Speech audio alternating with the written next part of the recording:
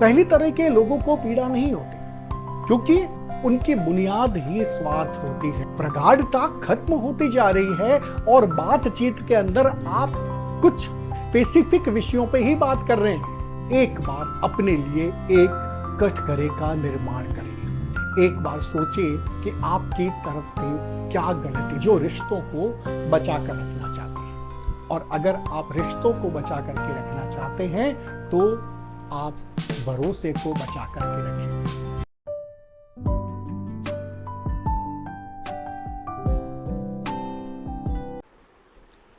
आस्तिक नास्तिक बने वास्तविक की आज की कड़ी में हम आपसे बात कर रहे हैं रिश्तों की। मित्रों, कुछ लोग रिश्तों को स्वार्थ के लिए बनाते हैं और वो लगातार रिश्तों को बदलते रहते हैं, अपडेट करते रहते हैं, बल्कि व्यक्तियों को भी अपडेट करते रहते हैं। लेकिन कुछ लोग रिश्तों को संवेदना के साथ जीते हैं। उनके रिश्तों में एक स्पंदन होता है और अगर कभी किसी वजह से इन रिश्तों के बीच में खिंचाव आ जाता है तो उन्हें पीड़ा बहुत होती है। पहली तरह के लोगों को पीड़ा नहीं होती क्योंकि उनकी बुनियाद ही स्वार्थ होती है। लेकिन जिनकी बुनियाद संवेदना से जुड़ी हुई होती है वो इस खिंचाव से थोड़ा सा अपसेट भी हो जाते हैं। उनको ऐसा लगता है कि कुछ ऐसी स्थितियां बन रही है जिसकी वजह से अच्छा नहीं लग रहा। ये जो असहजता है उसको रोकने के लिए आप रिश्तों के अंदर वापस अगर उसी गर्मी को लाने की बात करते हैं तो क्या ये संभव है? क्या जो खिंचाव आ गया है रिश्तों के बीच में उसको वापस से बहुत ही स्मूथ करना पॉसिबल है।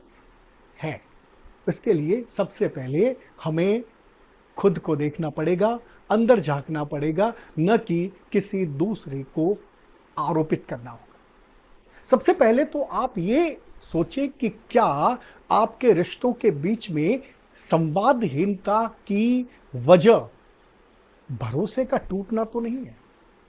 आपके बीच में जब संवादहीनता बढ़ती जाती है और आप बात करते हुए कुछ विषयों को टाल देते हैं आपस में, तो इसका मतलब इसका जो बड़ा कारण होता है वो क्या होता है उसको जानने की जरूरत है। आप क्यों कन्नी काट रहे हैं? एक बीच में खालीपन सा क्यों आ गया है? और सबसे बड़ी बात है, अगर इस बात को आपको समझना चाहें तो यूं समझिए कि आप सोच सोच के क्यों बोलने लगे हैं। प्रगाढ़ता खत्म होती जा रही है और बातचीत के अंदर आप कुछ स्पेसिफिक विषयों पे ही बात कर रहे हैं। और अगर आप ऐसा कर रहे हैं इट मीन्स आप न सिर्फ संवादहीनता के शिकार हैं बल्कि खिंचाव को कम करने की कोशिश नहीं कर रहे हैं और ये मानने की कोशिश नहीं कर रहे हैं कि कोई न कोई गलती आपके स्तर पर है।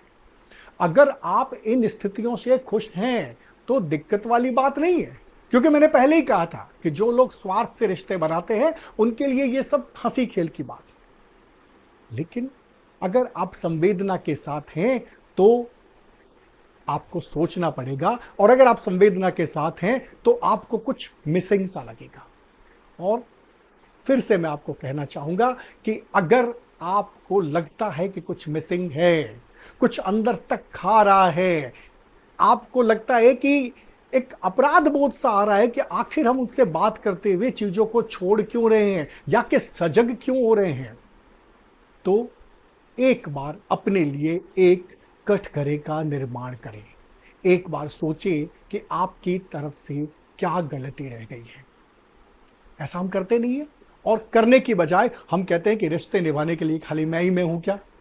आप एक मिनट में उन रिश्तों के बीच में बराबरी ले आते हैं, तुलना ले आते हैं, होड़ ले आते हैं, लेकिन ऐसा होता नहीं है। कभी आपको पहल करनी पड़ती है, कभी सामने वाले को पहल करनी पड़ती है। ये जिद नहीं है, इसके अंदर अड़ना नहीं है, बल्कि निकलना है, क्योंकि आप वो दूसरी तरह के व्यक्ति हैं जो रिश्तों को बचा कर रखना चाहते हैं। और अगर आप रिश्तों को बचा करके रखना चाहते हैं तो आप भरोसे को बचा करके रखिए। कोशिश करें कि भरोसे पर आप हमेशा खरे उतरे। अगर आपने भरोसा जीत लिया तो रिश्तों को पाना रिश्तों में जीना, या कि यूं कह सकता हूं कि रिश्तों में रहना आपके लिए मुश्किल नहीं है।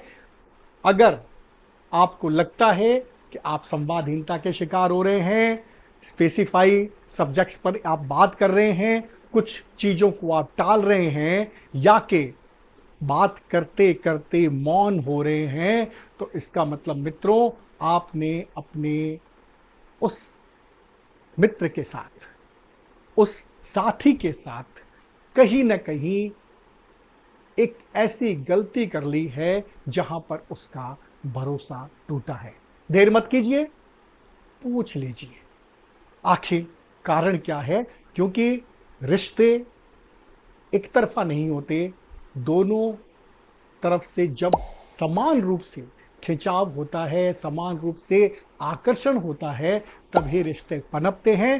तो इस बात के लिए देरी ना करें, कोताही ना बरतें, और वो बात जिसको आप कह सकते हैं कि रुकी हुई थी, उस बाधा को हटाने के लिए अपने लेवल पर प्रयास करें और कोशिश करें कि भरोसे का माहौल बने। मित्रों, रिश्ते की बुनियाद अगर भरोसे पर है तो आप संवेदना के साथ हैं, और जैसे जैसे आपने उसमें स्वार्थ लाना शुरू किया, भरोसा अपनी जगह से अपने आप हिल जाएगा। आस्तिक न नास्तिक, बने वास्तविक।